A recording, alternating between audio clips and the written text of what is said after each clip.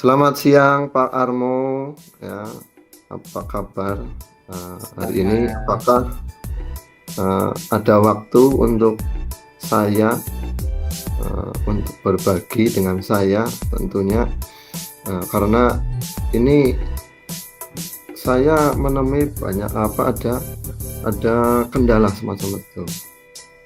Barangkali punya waktu nanti kita bisa berdiskusi seperti itu tentang masalah yang sedang saya hadapi. Selamat siang juga Pak Undi. Oh iya. Insya Allah ada waktu Pak untuk saat ini. Mari kita duduk dulu Pak Undi. Ini kenapa ya Pak Undi kok kelihatannya gelisah gitu ya? Kemudian Pak Undi kok ini sepertinya kurang bersemangat begitu. Betul sekali Pak. Tadi itu saya menemui masalah itu pada saat pembelajaran yang saya lakukan, dan masalah tersebut ingin saya bicarakan dengan Pak Armo, ya, dan harapan nanti saya dengan berbagi dengan Pak Armo bisa menemukan solusi yang tepat untuk saya. Oh begitu ya Pak Undi ya. Ya mudah-mudahan nanti saya bisa membuat pencerahan ya Pak Undi ya, terkait dengan apa yang menjadi kegelisahan Pak Undi begitu. Jadi Pak Undi ingin mendapatkan pencerahan tentang apa ini Pak? Jadi begini Pak, tadi saya melakukan pembelajaran mengenai rangkaian listrik. Kebetulan saya seorang guru kelas 6, saya mengajar mengenai rangkaian listrik, di mana saya telah yang pertama saya lakukan adalah membuat LPP, tentunya itu sebagai tugas saya sebagai guru. Kemudian dari LPP tersebut sudah saya lakukan langkah-langkah pembelajaran yang saya lakukan pada pembelajaran tadi. Namun ternyata pada saat tes sumatif atau tes akhir pembelajaran itu saya mendapat kenyataan yang pahit seperti itu Pak. Kenapa pahit? Ini karena banyak sekali anak murid saya itu tidak tuntas belajarnya seperti itu. Jadi ini membuat saya sangat kecewa seperti Pak Armo.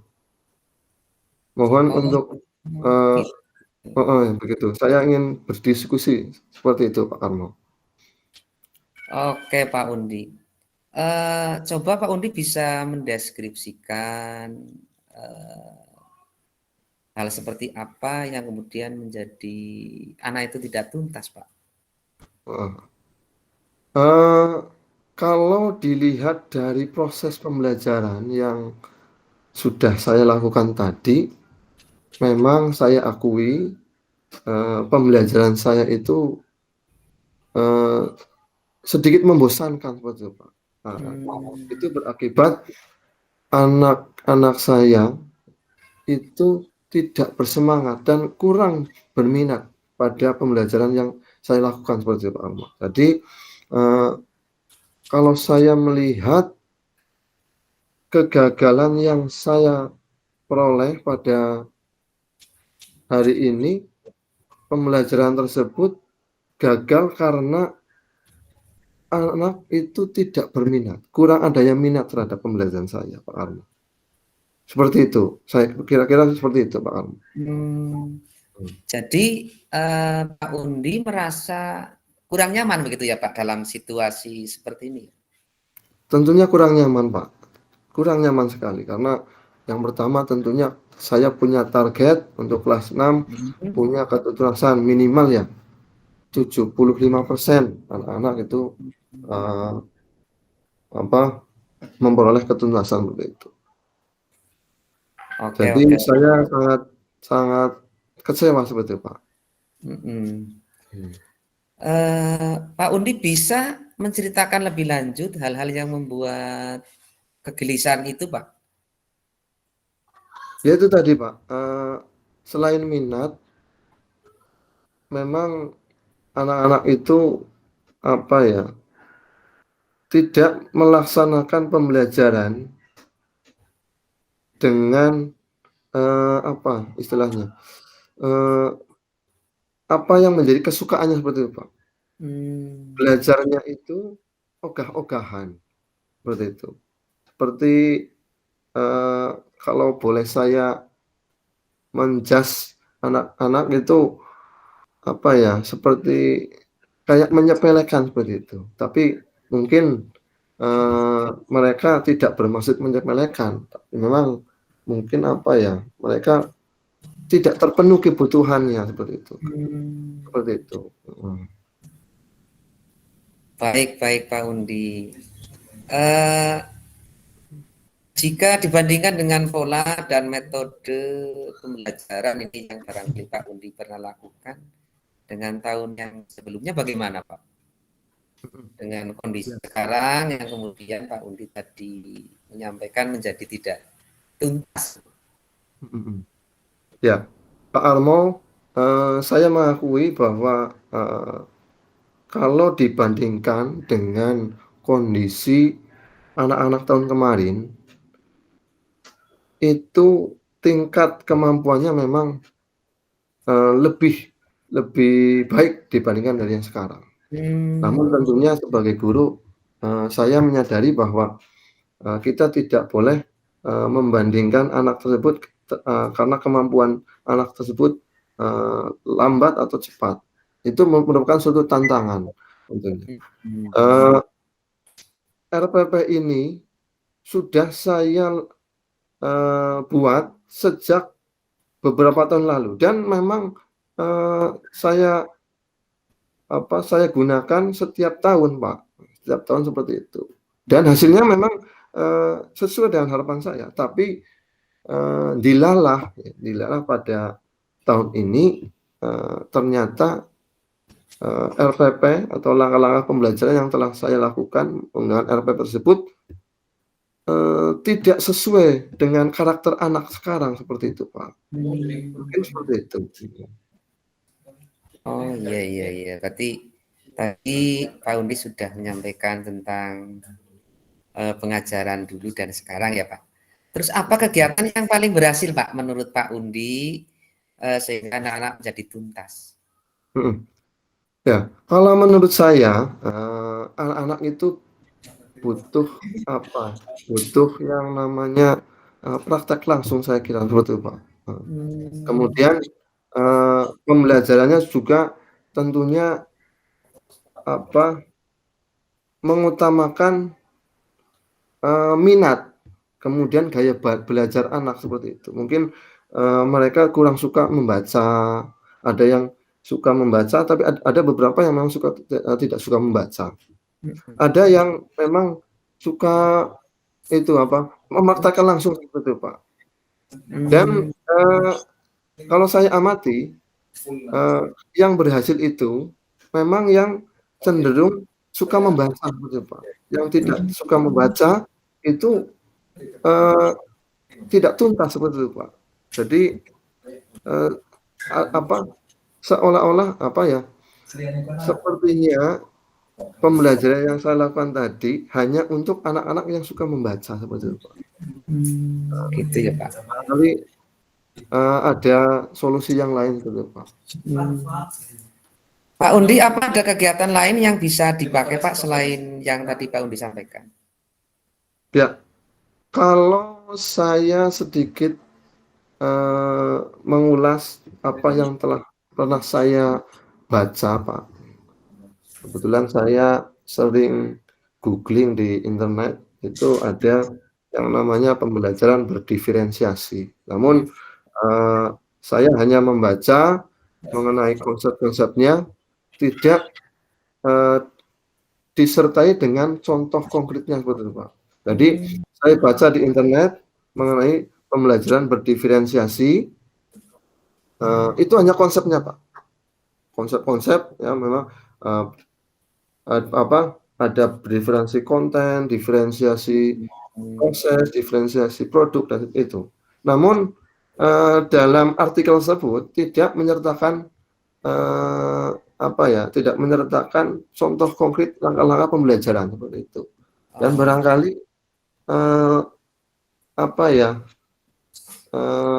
saya ingin berdiskusi dalam kesempatan ini juga ingin berdiskusi nantinya Pak Armo bisa membantu saya terkait dengan bagaimana implementasi pembelajaran berdiferensi itu, Pak. Mungkin bisa dibahas. Baik. Itu rencana saya. Oke, Pak Undi tadi sudah ada kegiatan lain ya, ada itu tentang pembelajaran berdiferensiasi. Kemudian sejauh ini Pak Undi sudah mendapatkan pencerahan tentang apa, Pak?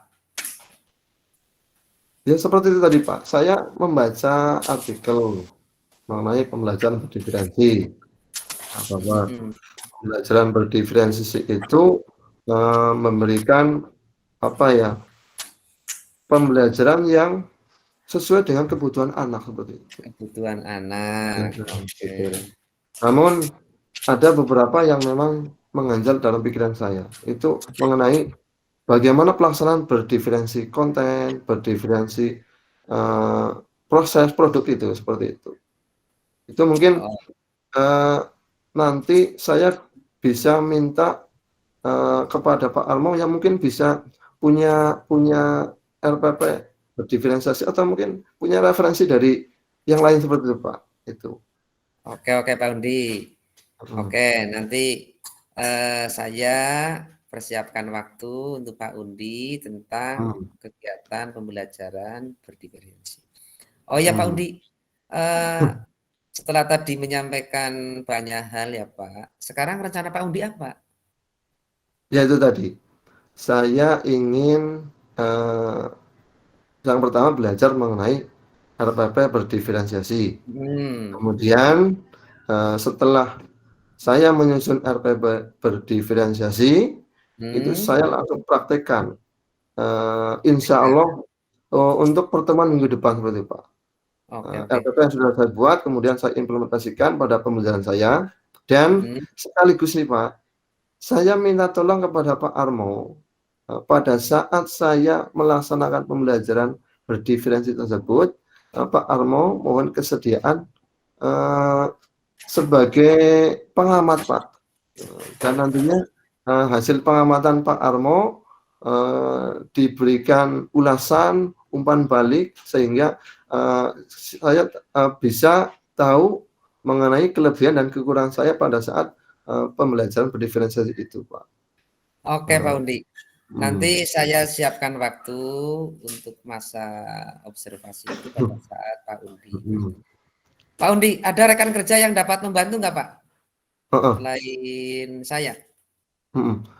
Kebetulan kalau di kelas 6 itu kan ada kelas 6 paralel, Pak. Ada kelas 6A, kelas 6B. Mungkin teman saya nantinya akan saya ajak untuk berkolaborasi untuk memberi pengamatan. Mungkin pengamatannya dalam hal merekam seperti itu, Pak. Merekam video. Jadi nanti pembelajaran saya di video, direkam, kemudian nantinya saya bisa tahu langkah-langkah yang sudah saya lakukan pada saat pembelajaran itu. Jadi saya ingin mengajak guru kelas 6 tadi. Seperti itu Pak, rencana saya. Mungkin nantinya juga saya ingin mengajak siswa untuk memberikan tentunya komentar setelah pembelajaran yang telah saya lakukan seperti itu. Ya komentarnya ya akan saya berikan pedoman seperti itu, tidak terbuka seperti itu. Oke Pak. Kemudian targetnya sampai kapan ini Pak? Kalau misalnya rencana tadi minggu besok mulai ya Pak, targetnya sampai kapan Pak? Agar pembelajaran itu tuntas. Kalau saya paling tidak ya sekitar 2 kali lah Pak. Dua kali pembelajaran itu, 2 kali pembelajaran supaya kalau mungkin pembelajaran 1 ada kekurangan bisa diperbaiki pada pembelajaran kedua seperti itu. Saya begitu Pak. Oke. Jadi biar kita tahu dalam 1 minggu nanti sudah ada target begitu ya Pak? Sudah ada target. Jadi mulai minggu depan nanti kita bisa mulai ya Pak untuk itu ya. Siap sekali Pak, saya sangat semangat sekali karena Pak Armo telah bersedia meluangkan waktunya untuk sekedar berbagi dengan saya seperti itu. Saya berharap dengan berbagi dengan Pak Armo itu akan bisa memperbaiki pembelajaran saya seperti itu Pak.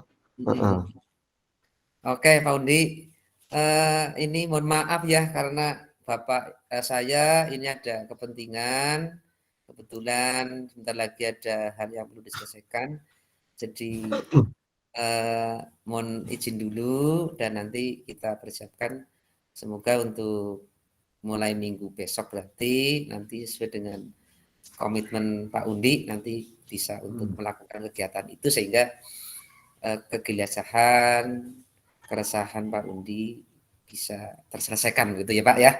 Mohon maaf ini karena saya sudah ada kegiatan yang lain dan nanti kita akan ketemu pada waktu yang akan datang Pak Undi. Begitu.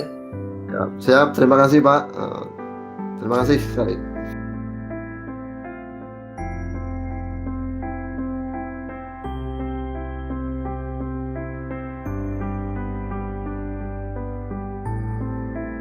Halo Budi, apa kabar ini hari ini? Kelihatannya kamu sangat murung pada hari ini. Apa yang sedang kamu rasakan pada hari ini, Budi? Kabar baik Pak Guru. Iya ini Budi lagi murung ya Pak. Kenapa ya? Karena ini kan kemarin Budi ikut lomba Pak, lomba Olimpiade Matematik tingkat kecamatan, juara ini Pak. Oke, iya. Setelah jadi juara di kecamatan ini kok tidak ada yang bimbing Pak, jadi kan gelisah nanti jadi juara Pak di kabupaten.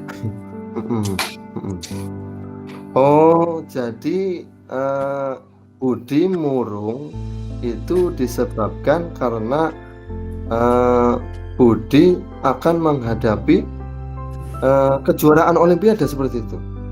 Betul Pak. Lalu apa yang membuat Budi itu menjadi murung? Padahal kan kalau lomba itu harusnya gembira seperti itu. Ya Pak tidak Budi? Iya kan? Harusnya gembira seperti itu. Iya Pak. Apakah? Ya silakan Budi dulu. Memang gembira Pak, tapi kegembiraan itu ada kekhawatiran nih di rumah kan nggak ada yang ngajarin Pak. Kakak kebetulan berangkat kuliah di sekolahan. Kalau mau minta tolong nih kan Bapak Ibu guru nggak seperti Pak Undi itu Pak, jadi takut nanti kalau di tingkat kabupaten mengecewakan Pak gitu. Ya. Budi, apa kamu bersedia untuk sekedar berbincang-bincang dengan Pak Guru mengenai masalah kamu ini? Mungkin dengan berbincang-bincang nantinya kamu bisa menemukan solusi seperti itu.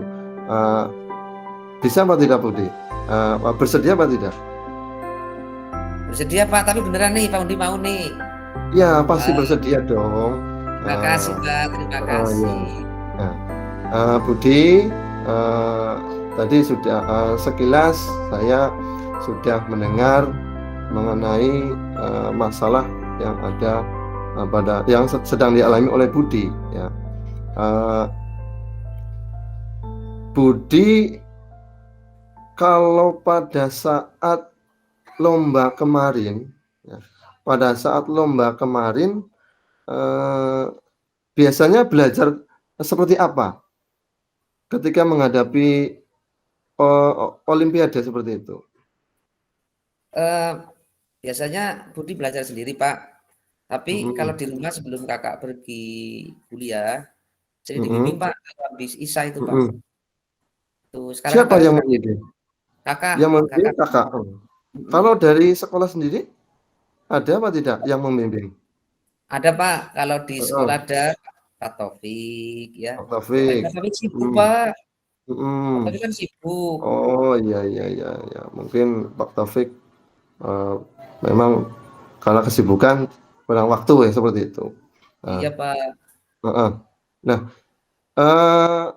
kalau belajar selain dengan Pak Taufik, kamu maunya belajar dengan siapa? Ini kalau boleh ya, Pak Udi bisa enggak? Jadi nanti kan Pak Taufik sibuk nih ya, jadi Pak Undi ya kalau bisa nanti Pak Sena ya. Itu bagaimana Pak ini Pak? Kira-kira Pak Undi bisa enggak mengusulkan biar bisa ya, mendapat bimbingan Pak di sekolah Pak? Insya Allah saya bisa untuk membimbing, tapi tentunya dengan catatan nantinya kalau Pak Taufik bersedia bagaimana? Nanti saya membimbing, Pak Taufik membimbing, jadi berbenturan dong. Kalau bisa itu Pak, Bapak buat jadwal Pak.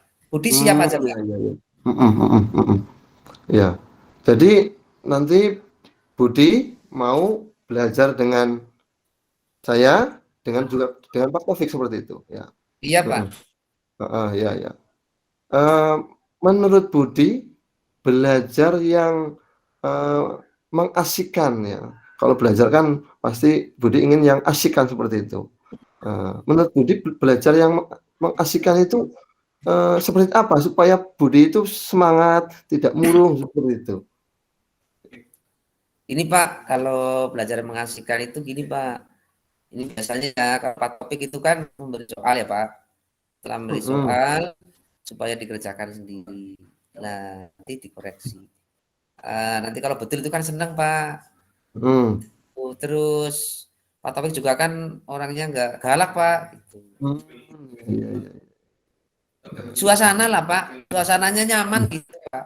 Oh, menurut Budi suasana yang nyaman itu ya kayak apa? Atau mungkin apa ya, tempatnya di mana, kemudian suasana seperti apa seperti itu? Nyaman itu misalnya Pak, ini kan Pak Guru kan biasanya kalau sedang memberi materi latihan soal ya Pak. Misalnya salah kan ada yang seperti nggak senang gitu Pak. Jadi nggak nyaman gitu. Kalau nggak dapat di kelas juga nggak apa-apa Pak. Di kelas juga bisa ya? Bisa Pak. Bisa. Oh iya. Nanti kamu bisa apa? Berdiskusi dengan Pak Taufik nanti. Maksudnya kamu nanti bilang sama Pak Taufik, nanti kamu dibimbing oleh Pak Kundi dan Pak Taufik seperti itu. Kamu bisa Pak ya. Nantinya biar saya juga tidak enak, tidak enak dengan Pak Taufik seperti itu. Siapa? Nanti Budi matur sama Pak Taufik, Pak. Biar Budi nanti dibimbing oleh Pak Taufik sama Pak Undip. Kan nanti misalnya Pak Taufik langan ya Pak ya. Kan nanti bisa Pak Undi yang bimbing itu. Sehingga pembimbingannya enggak putus-putus, Pak. Oh iya. Lalu kalau menurut Budi sendiri, kapan kita memulai belajar? Kita menyelesaikan waktunya Budi saja seperti itu. Pak, bagaimana kalau mulai besok, Pak? Besok? Iya. Siap. Ya, besok.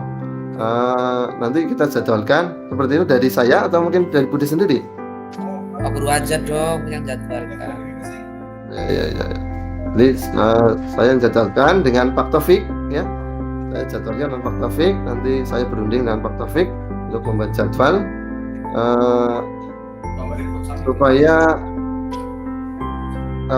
supaya Budi itu nyaman. Ya, insya Allah nyaman ya. Lalu kalau mungkin kita kan tidak tahu ya, kita tidak tahu perjalanan nanti kalau kita belajar, tentunya banyak sekali hambatan-hambatan. Contohnya saja tadi ada hambatan dari Pak Taufik yang sibuk. Kalau mungkin saya juga sibuk atau mungkin hambatan yang lain seperti itu.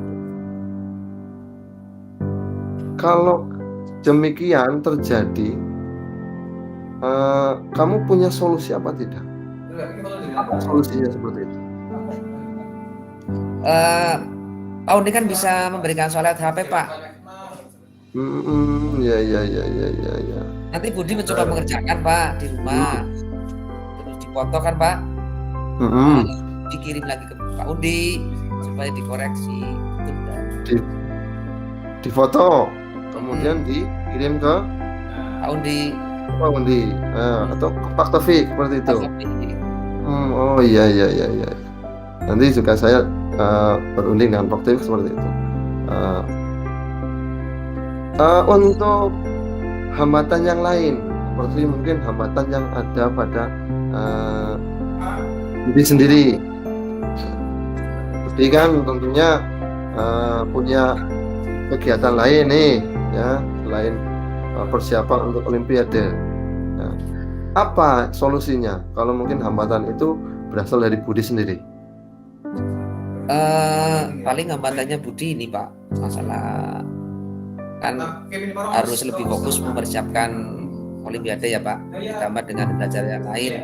Tapi nanti ya Budi komitmen Pak untuk membagi waktu dengan baik Pak. Oke. Dan belajar dan persiapan. Bagus sekali. Jalan Pak gitu. Iya. Oke Pak Budi, kalau demikian karena tadi kamu sudah berkomitmen untuk memprioritaskan persiapan menghadapi lomba Olimpiade, akan saya bicarakan dengan Pak Taufik untuk mempersiapkan segala sesuatunya. Terima kasih Pak Budi. Semangat terus Budi, dan semoga berhasil, dan jangan lupakan belajar juga di kelas Budi. Kamu belajar, belajar di kelas juga penting, ya kan? Ya Pak, siap Pak. Terima kasih Pak waktunya Pak. Yuk, terima kasih.